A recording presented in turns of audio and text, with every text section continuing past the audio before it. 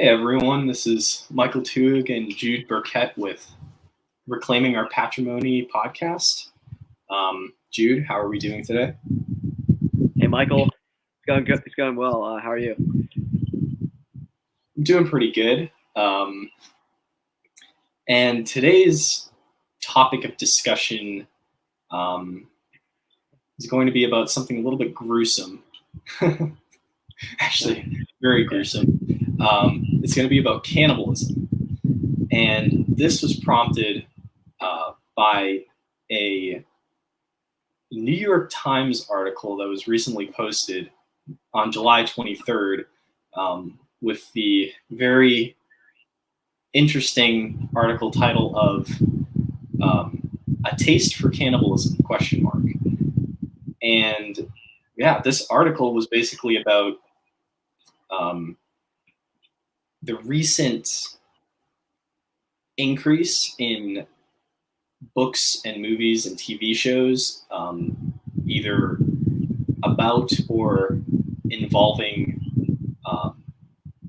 cannibalism or elements of cannibalism, and how this genre of horror gruesomeness has exploded in the past couple of years. So Jude, what did you think? What are your opinions about this article? Yeah, so I guess the title leads one to believe that like the author is going to make some claim about how cannibalism is is fine or whatever. It doesn't seem like I believe it was a he that wrote this. I think it was Alex or something. He doesn't really go out and explicitly say that. He does vaguely say something about how, maybe there's a time for cannibalism. Maybe that's now. And I think that's about as far as he goes to say that, like, we should, cannibalism, we should accept cannibalism. So that was sort of interesting. He for the most part, it seems like he just sort of chronicled this recent, I don't know what we want to call it, like, quote unquote, explosion of the cannibalism genre. It did give some. He did quote the authors or author, at least the author of one of the books, a couple times. And there were some interesting comments there about like what makes a good horror story. Yeah. Other than that, I want to know why he wrote it. It's hard to discern why this guy wrote the article. Like, other than just to, like, as I said, chronicle this like recent explosion, but it's not satisfying. I feel like there's more behind it, but I couldn't. Maybe you have thoughts on that, but it was hard for me to discern what exactly the reason was, other than the vague notion of maybe, there being a time for cannibalism and it being like now or something. I wish I had the quote at hand. Yeah. I don't have the article with me. Yeah, I mean, actually, no, I have the article. I could, if I can find it. So sorry, go ahead. Yeah, no, you can find it. I'll just say, I agree with you for sure that the article itself is really strange because there doesn't seem to be, at least on the surface, there doesn't really seem to be a point to it. Yeah. It's really hard to like figure out what the author is actually intending to say, other than just listing. I think he lists like, I think it's 6 or 7, maybe 8 different books, movies, and TV shows that are about cannibalism. If you have the article up, I do remember that line is really interesting, where he has this one little throwaway line somewhere in the article.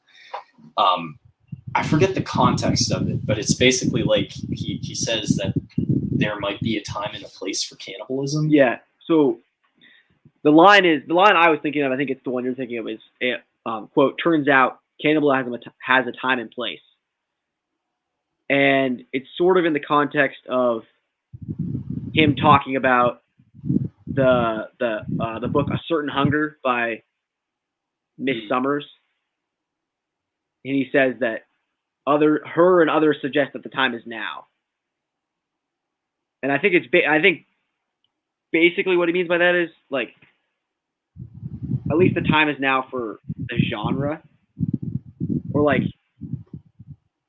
its acceptance maybe in our culture.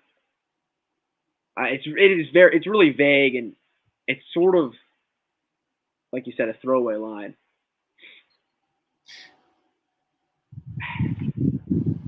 Yeah, and yeah, I think what really disturbed me about the article wasn't necessarily, well, let me walk that back a little bit. This article was posted in the New York Times, which is one of the largest newspapers, I guess, online sources of news and opinion pieces and whatnot in the United States. So this isn't some obscure little esoteric, new age journal, or like strange little like sci-fi blog, or obscure blog that no one reads. This is the New York Times. Yeah. No. Yeah. So the very fact that the New York Times published an opinion piece that's about this topic is, significant in one way or another. But it's also disturbing because it seems like it's giving a platform, at least, to someone who is presenting cannibalism in a very even way, and a very Okay, it'd be one thing if he came in like he cracked down, or like he would like listed the various films and books, but then said something about how cannibalism is wrong, but this guy doesn't do that for sure. Right. Like, if anything, he's giving it a favorable look. I don't know. Right. No, basically, like when he reviews the different books and movies, after each one, he's essentially saying, "Oh yeah, this book is really interesting," and "Oh yeah, this book about a girl who falls, like every time she falls in love with someone, she ends up eating them. Yeah, what an interesting concept." And this show that's about this women's soccer team that gets stranded in the woods and they start like eating each other. Cool, exciting. Like, I think you said it. Like, if it would be one thing if he like listed all these things and then passed some sort of moral judgment, like effectively saying, like, as we all know, cannibalism isn't good, it's wrong. But he doesn't do that. In fact, it seems like he does the opposite.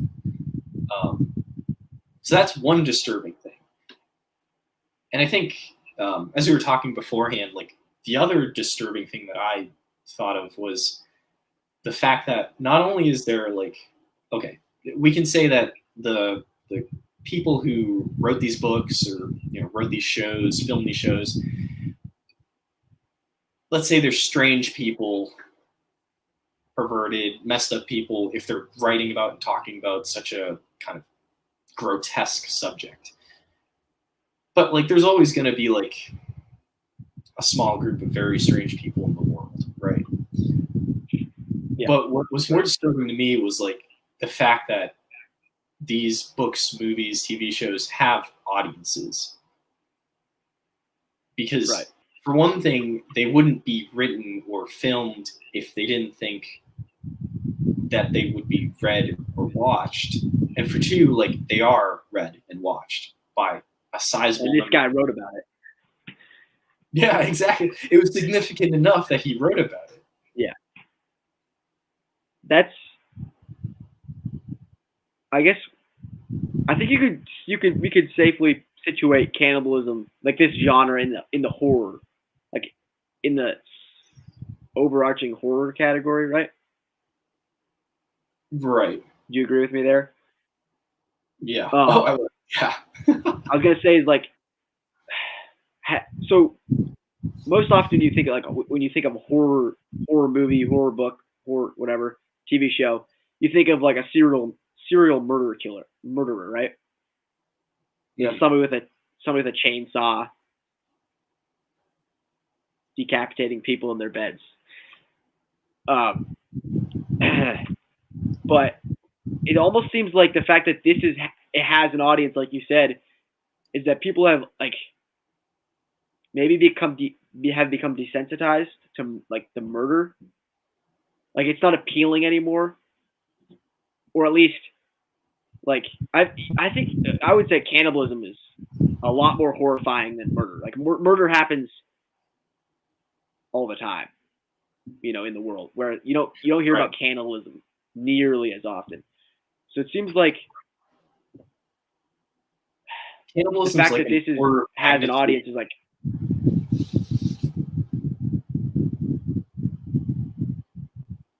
Sorry, I was saying just cannibalism is like an order of magnitude worse than murder. Yeah, exactly. Which I guess the question would be like, why then? Why, if it's the case that people have become, you know, quote unquote desensitized to the version of horror movies where murder is like the horrifying aspect, or like, I guess, or like, you know, somebody, the murderer. Look, why is that then? I guess one idea I had was, we talked about this before as well. Up until very, very, very recently, abortion has been legal in the United States at the federal level, and we all know what abortion is. Or, I mean, I guess we don't all agree on what abortion is, but abortion is murder of innocent children, right? So and I don't know how long is, I don't know the exact. It's been like, you know, somewhere around 50 years, right? That murder innocent children has been allowed in the United States. Like if that doesn't desensitize you to murder, I don't know what else does. Right. And obviously it's been like, you know, sugar coated and everything, but that could be something at play there. Yeah, and it's important to remember that abortion is still legal in a lot of states. Both states, yeah. Yeah. So even if it's not legal at the federal level anymore, it's still legal at the state level in a lot of states. Yeah. I mean, which still supports your point. Yeah, and I actually, as you were saying that, like I was thinking, that's an interesting thought that like in the past, I mean, 10, 20, 30 years, I mean, neither of us, I'm not a connoisseur of horror movies. I don't think you are, right? Yeah, neither am I. No. But what I do know about horror movies, at least within the past several decades, is that there's this, you know, huge focus in, like, as you're saying, chainsaw murderers or serial murderers, or, you know, ghost murderers, or, you know, basically people or creatures or other things like going around and murdering people in their sleep, or terrorizing people and hunting them down and murdering them. But as you're saying, like, over time that desensitizes people to that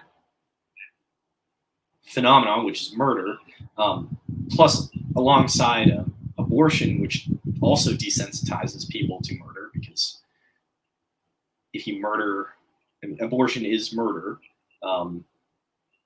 It's even worse than normal murder because you're murdering a completely innocent child. It's actually what this reminded me of is there's a similar concept in when people are addicted to porn. Or even drugs, like if I know where you're going with it. Right. Yeah, exactly. So like with porn, when you become addicted to porn, first you start off with like, I don't know how else to describe it, just like normal porn, I guess, like just average run-of-the-mill porn. Average porn. But like pretty soon you become desensitized to that, and Yeah. But like you're I forget what they're called, like not the pleasure neurons, but whatever's firing in your brain that when you like you watch porn that fulfills that kind of desire. I forget what it's called. Shoot. Anyways, it's this like physical, psychological. Oh yeah, it rewires your brain for sure. Right. But it's like it is like a drug addict because you know drug addicts, they start off with the basic drugs, your average drugs, but once they become kind of accustomed to that and it stops, they need to take more and more of that drug in order to get that high, to get the fix. Yeah, the people call marijuana the gateway drug. And that means basically, yeah, you start with marijuana, but then you need something else that's going to give you a bigger high. So then you move on to the other stuff. Because marijuana stops giving you that high. And so you keep getting worse and worse. You almost never stop at marijuana. You never stop at the first thing. So it's the same with porn. Like it's even the same with like sin, which would be a whole nother tangent, but yeah. Yeah. I'm thinking exactly. Of like, avarice. Yeah. Yeah. Anyways. I mean, like sin is a black hole essentially. So you start throwing little pebbles in and you start searching for bigger and bigger boulders. But like with porn, like hardcore porn addicts are addicted to really disgusting, depraved things. Like, so this is a personal anecdote, but I remember I think I was in the 8th grade. In the 8th grade at the school I went to, I was in a study hall and I was sitting at this table where a couple of other of my classmates were. And I think one of the kids started talking about porn that he was watching. And I distinctly remember, like, it was what he was describing was horrifying. Like, I'm not going to describe it on air, but it was something that, like, unspeakable, right? And this was an 8th grader. So, like, addiction, it always involves desensitization, and it always gets worse and worse and worse. And so that was reminding me of what you were saying, like, maybe most people are just, or a significant number of people are just completely desensitized to murder. And that's no longer like hitting that high, They need a new high. Yeah, they need a new high. What's the next high? Cannibalism? Murdering someone and then eating them. Yeah. Or a strange kind of subcategory of that is not just like murdering and eating someone, but falling in love with someone and then eating them. Because I remember at least one of the books that the author of that, the New York Times article that he discussed was this book about, I think, I don't know if it was a man or a woman who, like, when they fall in love with people, they eat them. Like, bizarre, totally, like, perverse and strange. But yeah, I mean, I guess that covers initial reactions to that article. Now, one of the questions that I'd actually seen that came about because of this article was the question of the morality of cannibalism. Because I was privy to a debate that broke out. I was just to set the scene. I was privy to a debate that broke out where one side was putting forward the argument that, and I think it was a devil's advocate argument, that when a human being dies and the soul leaves the body, they were arguing that the body is no longer human, and therefore, why is it wrong to eat them, right? If they're no longer human, if the body is just flesh. And that was a really interesting question that I know we were discussing and hoping to discuss on air. I mean, so yeah, I guess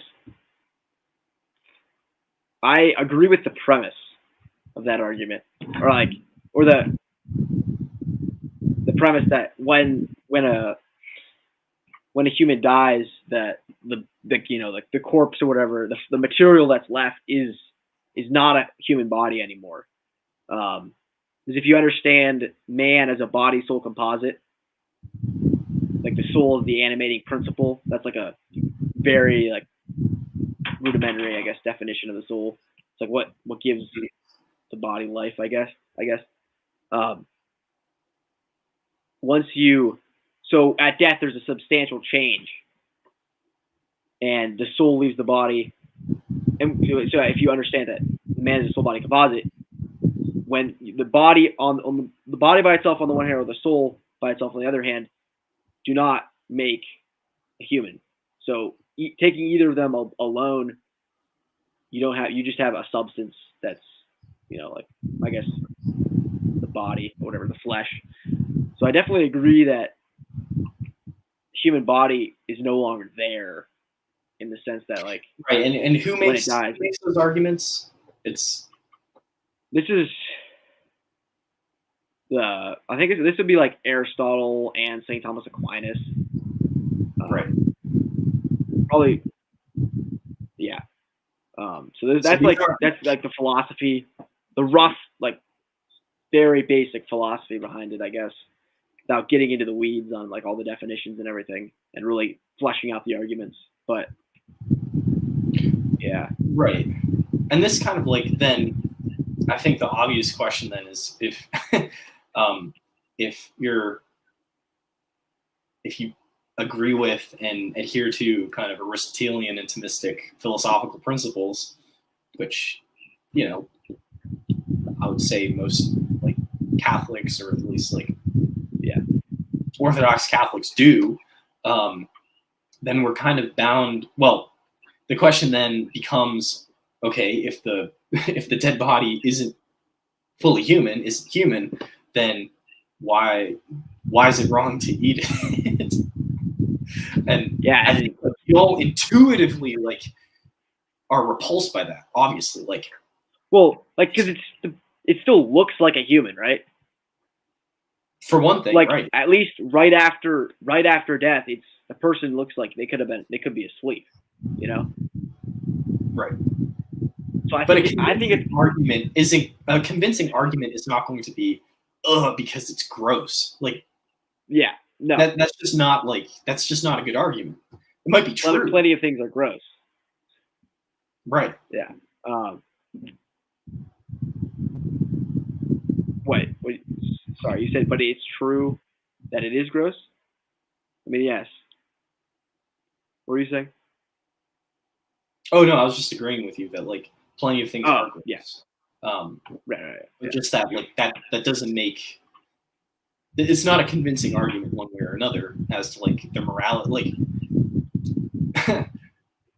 if you're in a situation where it's either apostatize or become a martyr, which would involve death, like, death is gross, death is bad, you don't want to die, but that's probably that's the choice that you'd have to make in that situation. But like, there has to be like some reasons for why eating a dead body is not good. I mean, yeah, I guess like the thing that comes to mind for me is that it's sort of like showing a respect, or I guess like an understanding for the inherent dignity of the human person. Now, like we said, that's not the human person anymore once they're dead.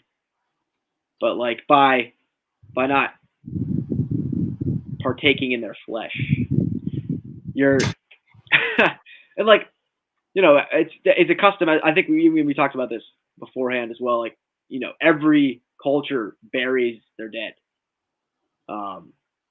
which you said was something unique to humans. was like, why is that? I think it has to do with the respect. Like, we obviously show respect for the dead. That's just, at least as a cultures broadly. Like, it's just kind of a universal. It's also it's almost like, yeah. I didn't even think about that. Yeah.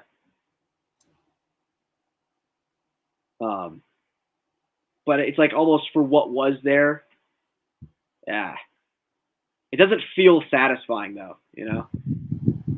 Yeah, I mean, it's essentially saying that body was once a human being, and you should respect it as such. Right. Which, I mean, I think that does carry a certain heft to it.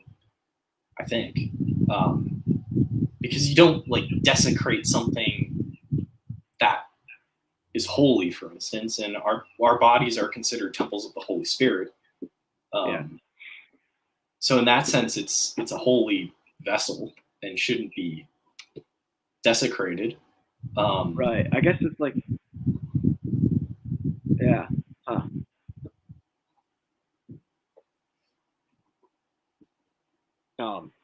I was just trying to think of like an example of something that you like. I don't know, like the chalice maybe, or like tabernacle. Like you wouldn't destroy. I don't know. Oh, I mean Mary, right? Because Mary's body was the vessel for Jesus. Right. Oh, and it didn't die. Right. Mary didn't. Well, that's a big tangent. Okay. I mean, Yeah. Mary's assumed into heaven, so she's still living. This is a tangent, but it's a theological debate whether or not she ever died. Most theologians say that she did, but they kind of like jump around the question by calling it Mary's dormition. She just fell asleep. She didn't experience death like every other human being does. Well, but she didn't. She was perfect without sin. Right. So, I mean, I'm not a theologian, so I don't know all like the, all the principles or whatever. But it could seem like we're obviously when we die, and it's not where our bodies are. The physical aspect stays here for a time, anyways, and then there's the second coming. Right.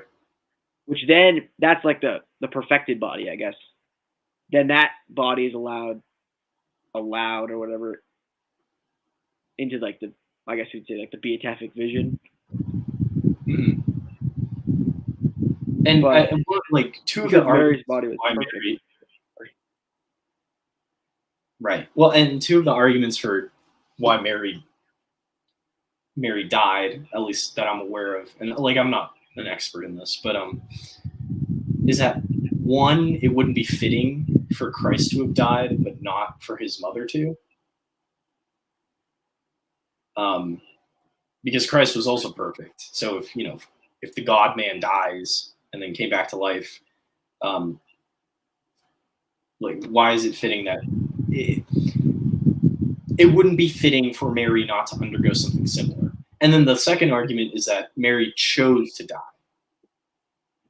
So it's like, just as Jesus freely chose to die, Mary also freely chose to suffer in the same way that her son did, but except she didn't suffer it in the way that we all do. It was a free choice of her part, and then she wasn't, punished with the separation of her body and soul. She was just like, at that point, instantly assumed into heaven. So that's kind of like the tangent, but it's like it isn't interesting because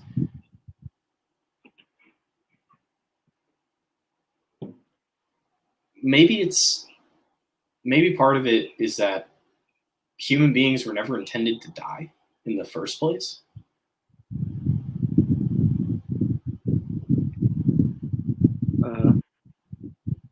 so death is unnatural.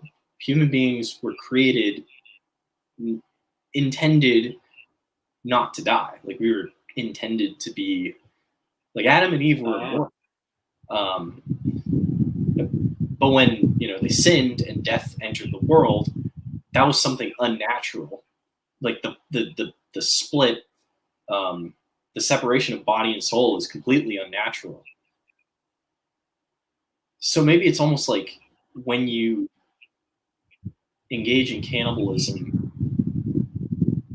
and this is just me spitballing, but when you engage in cannibalism, you're almost, I don't know what the right word would be, blaspheming, desecrating something that was intended to never die. Yeah. That makes sense to me. I mean, again, that would kind of go back to humans as made in the image and likeness of God, I think. Oh, yeah. Yeah. I think so. And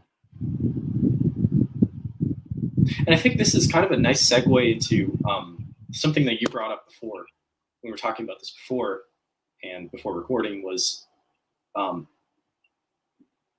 cannibalism in relation to the Eucharist. Because it's been, like, historically, it's been a common kind of accusation leveled against the church. Right. Like I'm thinking, as one example, like in the early Roman persecutions, the Romans painted Christians as cannibals because they had heard rumors that they, at their sacrifices, they sacrificed, re-sacrificed their God and ate him. And like, it's just been a common accusation leveled, especially against Catholics. And like, we know that, receiving the Eucharist isn't cannibalism, but like the Eucharist is the body, blood, soul, and divinity of Christ. So we are eating him. So then the question is, why is that cannibalism? Yeah. Well, I guess like the first difference would be it's living versus non-living, right? Okay, you said when the Eucharist is the body, blood, soul, and divinity of Christ, not just the flesh part. Whereas with cannibalism, it's I think cannibalism defined as like the consuming of the dead body of the same species. So like for humans to be eating the dead body of another person. So there's a difference right there, right out of the gates. At least, as Catholics, we believe that the Eucharist is the living God. So that's different. So I guess that right there violates the definition of cannibalism. Right. But then it's still not satisfying because it's like you're still eating the body of another. You're still consuming the whole like person, Christ.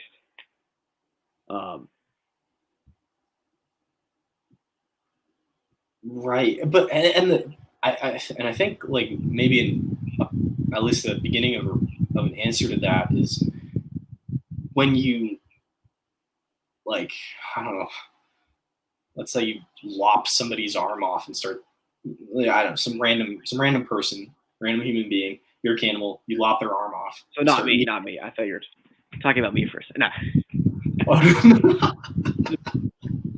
No, dude, you're a cannibal. And you go out, you want to go get dinner, so you find somebody, you lop their arm off, you start chowing down like a chicken leg. Oh, fuck. We did say this was a gruesome topic. To be fair, it is.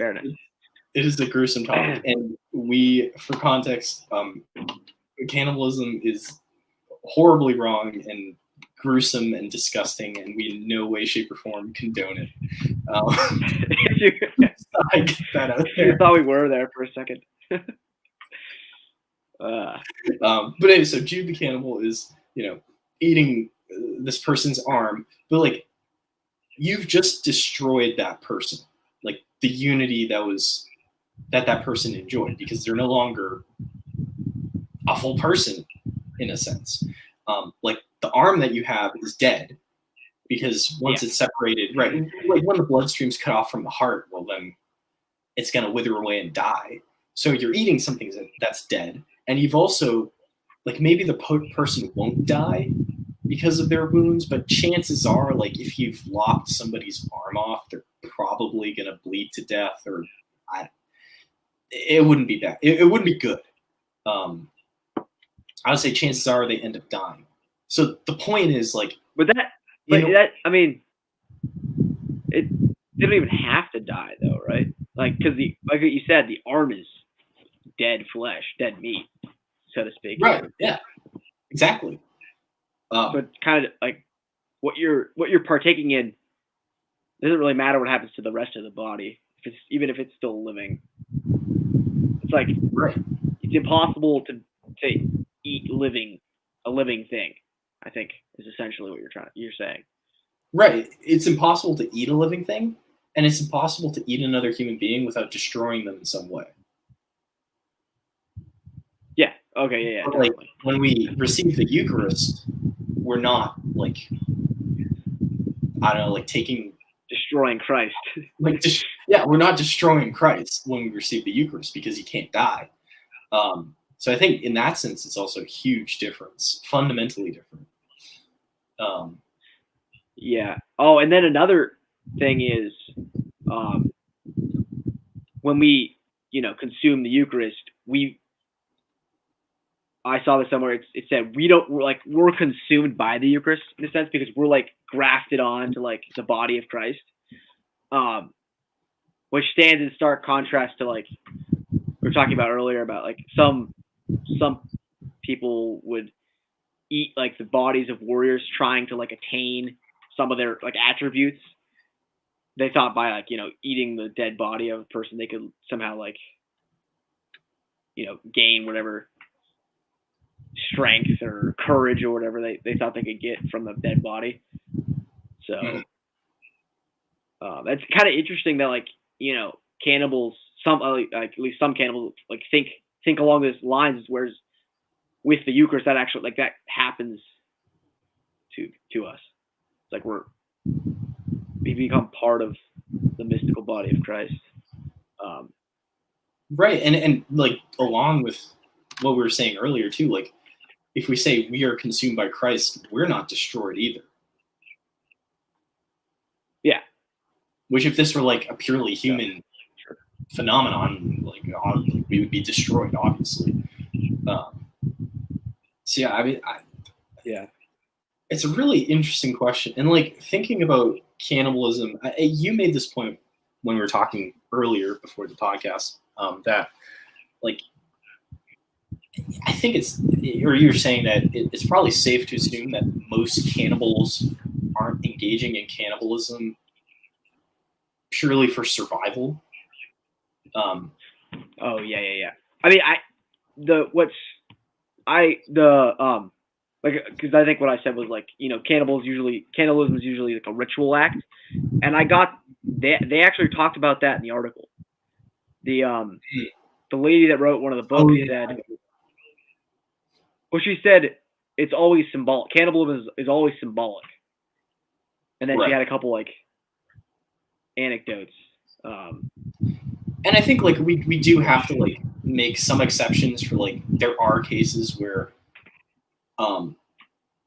people engage in cannibalism in order to survive because there is no other food, but usually that's because of like intense starvation or some sort of catastrophe that happens, like the famous plane crash in the Andes, carrying a plane carrying an Uruguayan rugby team crashed in the Andes, and they were stranded, I don't know, for several months, I think. And so the survivors eventually resorted to cannibalism in order to survive. But like, I think it's safe to assume that that's the exception rather than the norm. But as you're saying, like, yeah, it seems cannibalism most often manifests as a sort of ritual symbolic action, which is really odd, but also kind of interesting because at least it reminds me almost of as a sort of perverse imitation or mockery of the Eucharist. Um,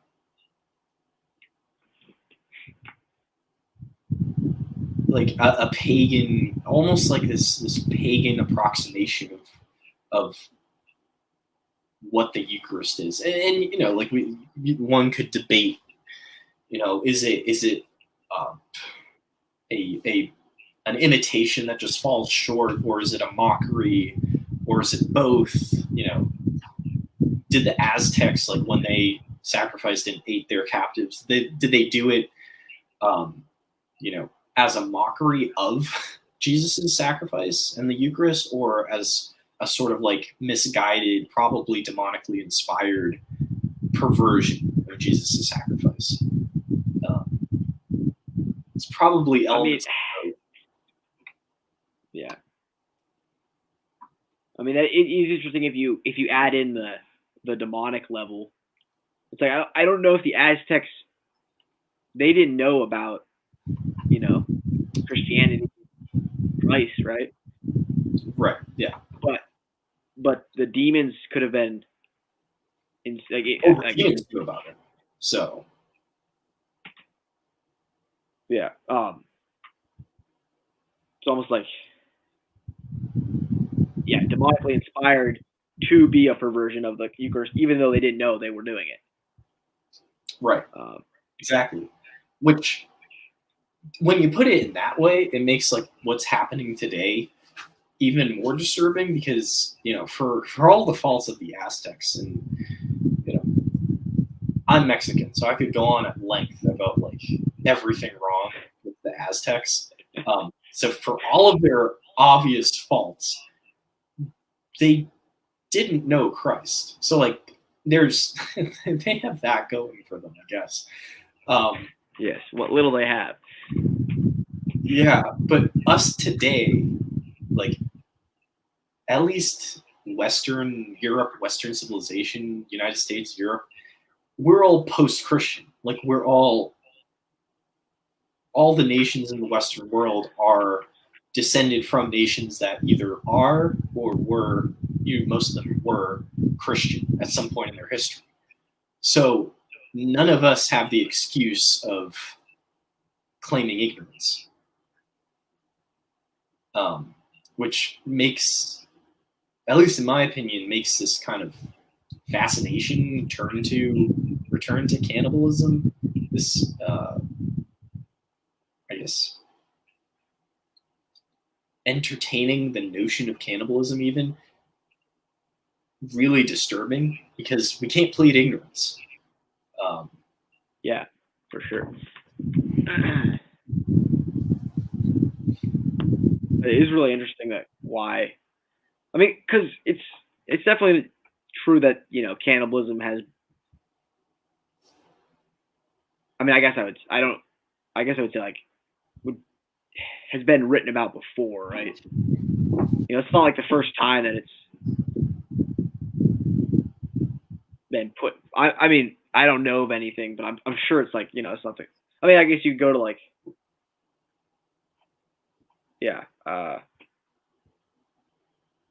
the Odyssey. I guess what I'm saying is like it's not the first time cannibalism has been talked about, right? But right, there is like it seems to be a resurgence. So it is interesting why now. Right. But it's also like you'd have to look at like the way it's talked about, and I know you brought up before this airs the Odyssey, and in the Odyssey, like the cannibalism of the Cyclops, it's portrayed as completely barbaric, uncivilized, evil, like a clear violation of Xenia hospitality.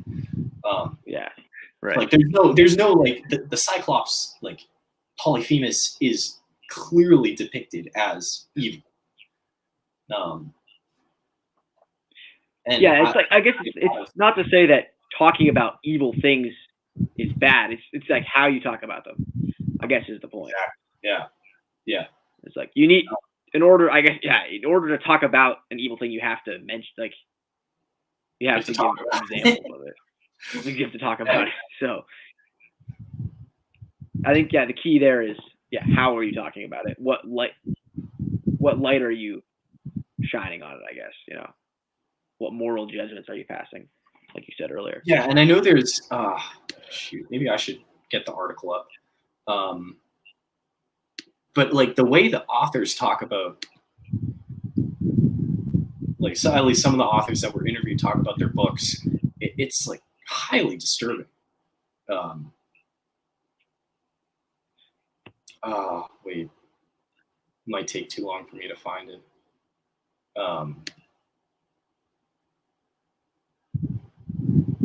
Yeah, it's going to take me too long to find. Basically, from what I remember. Just from what I remember, like, I looked up one of the books that's being made into a movie. I think it's called Bones and All.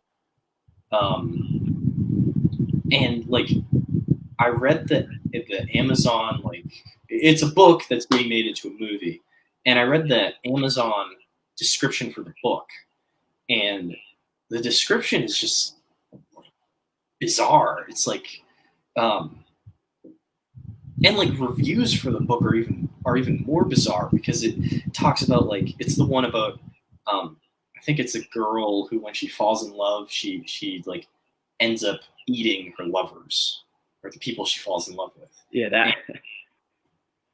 But like the way that the reviewers for the book talk about the book, it's like they wax poetical about it. They're like, oh, this is a masterful and fascinating insight into, feminine ways of thought, and, understandings of consumption and love, and how those two things intertwine, and blah, blah, blah. It's like, no, that's just disturbing. Yeah, I think that is the most disturbing thing about the article. Yeah. Oh yeah. No. Sure. It's the way that the author of the article and the authors of the different books and movies talked about their works, and like the way that reviewers reviewed their books and movies and stuff is not the way it should be, at least in my opinion. And then I remember one of the authors saying how they were almost revolting at themselves for the disgusting things that they wrote about, and yet they still wrote about it. I'm trying to find the paragraph about that. Which one was that? I think there was. I remember who you're talking about. I think she was so repulsed that she became a vegan for 2 weeks. Yes. Yeah. It's like, how do you hold those you're writing a book about? I don't know. It's like that should tell you something right there. But exactly. Anyways,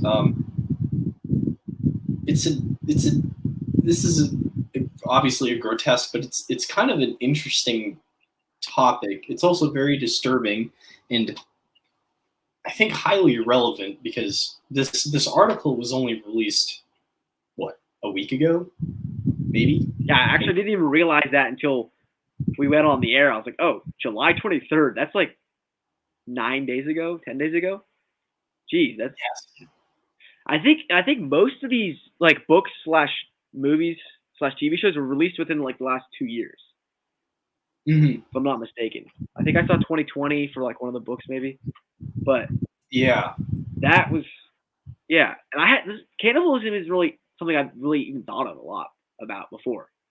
Yeah, no, I mean, Like I hadn't really come in contact with like the literature or TV shows or anything. So it is definitely super interesting. Like all of a sudden. and it's also like it seems to be exploding in popularity.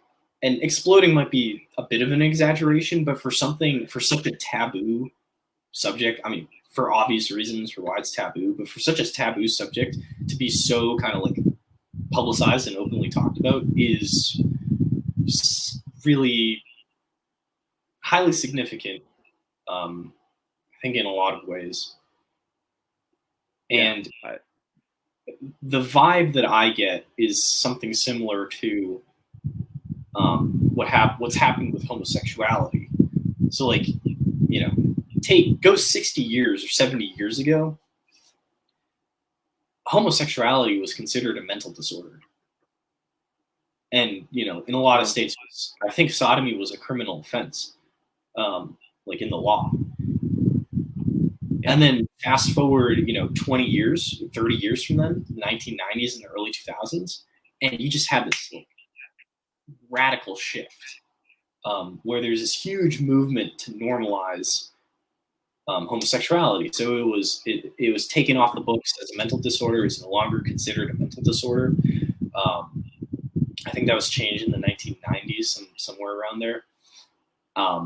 And then, as we're all aware of, there was this massive campaign that pushed for normalizing homosexuality and viewing it as normal. The biggest kind of manifestations of that being same-sex marriage, which is a marriage, but that's beside the point. Well, and then didn't that just get passed in the House? I think they just passed that in the House. Oh, did they? That to make it like legal same-sex marriage to be like recognized in the eyes of the state. Anyway, I don't think it's. I don't know. They're afraid that because same-sex marriage was legalized by Supreme Court decision, and isn't Congress worried that what happened to abortion might happen to? Okay. So I think that's the reason, but I didn't realize that it got passed. Yeah, well, I think it still has to be voted on in the Senate, though. So I haven't really been keeping up too close with that. I just noticed a headline somewhere. Yeah. Well, I didn't. I have to look into that though to double check. It's disturbing. Yeah.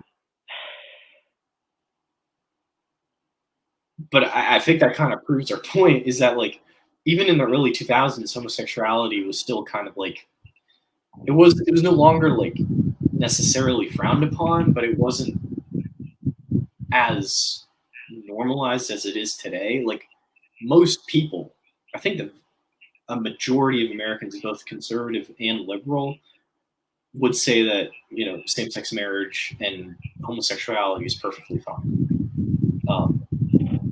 And when you compare that to like just 70 years in the past, it's a huge seismic shift in popular opinion.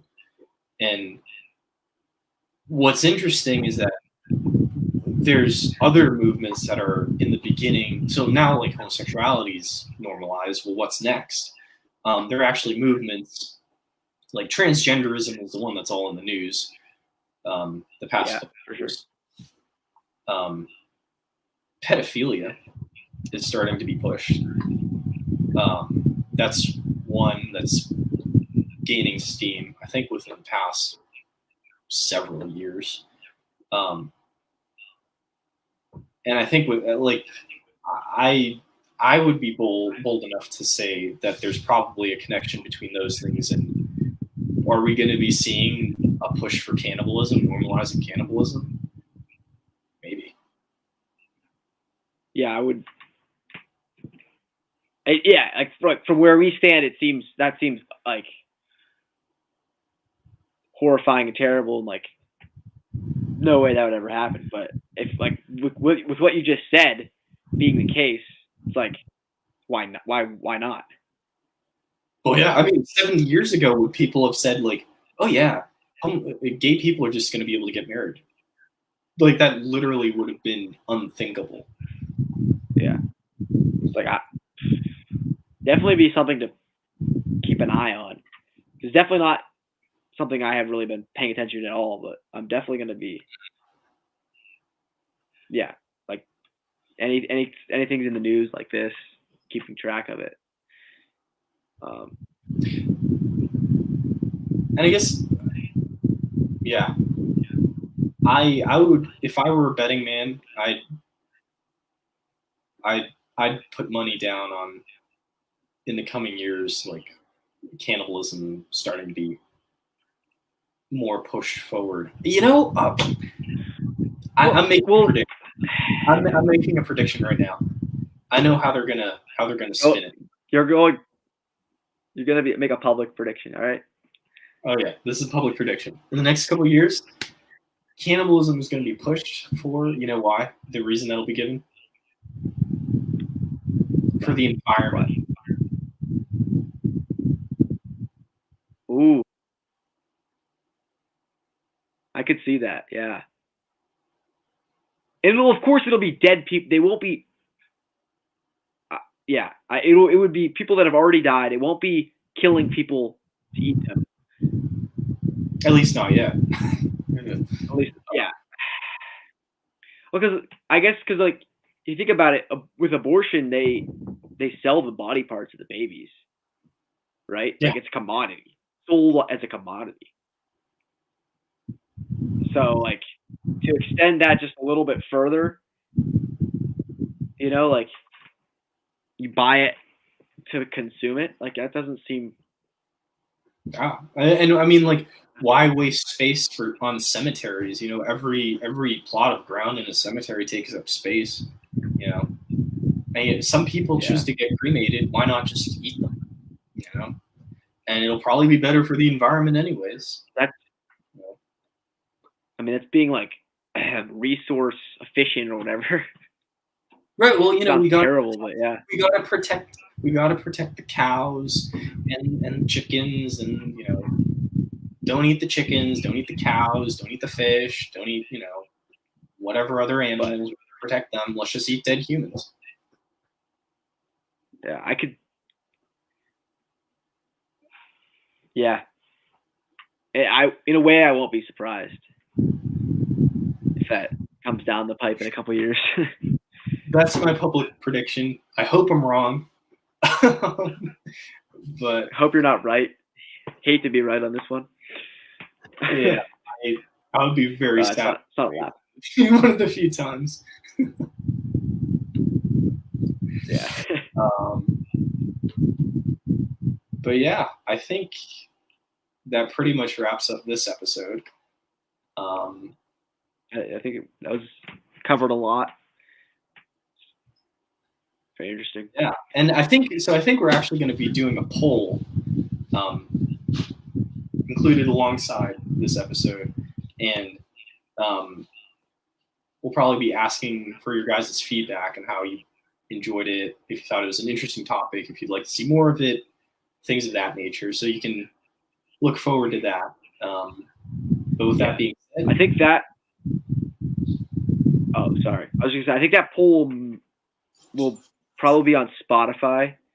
We'll try to see if I can get it out on other platforms, but yeah, you have to check that out on Spotify.